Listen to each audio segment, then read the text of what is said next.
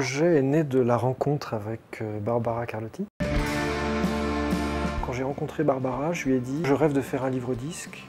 Partons de cette histoire qui ne faisait pas partie de son univers a priori. » Quand on a écrit tout simplement La Fille et qu'on a décidé de l'enregistrer, d'en faire un livre-disque, c'était nouveau pour moi.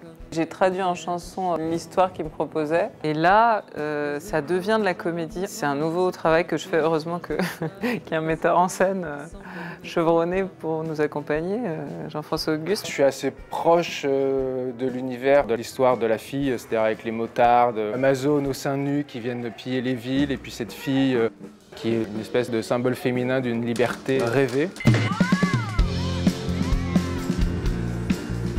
L'auteur de BD Christophe Blain, la chanteuse Barbara Carlotti, moi qui fais de la mise en scène, et Magali Desbazeilles qui est vidéaste. Et donc on a travaillé tous les quatre ensemble pour avoir justement plusieurs médias pour raconter cette histoire, pour créer un nouvel objet autour de cette BD, de cette histoire. Ça raconte la rencontre entre ces deux personnages qui n'ont pas de nom, enfin la fille, le cowboy.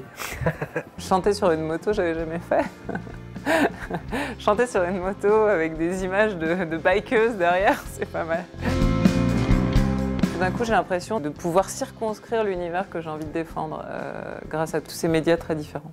New Setting, c'est donner l'occasion d'aller au bout de cette expérience-là et moi j'étais ravie parce que je pense que c'est le genre de spectacle que j'aime.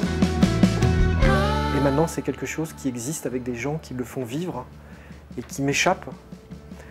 Et ça, c'est le plaisir ultime de ce genre de projet.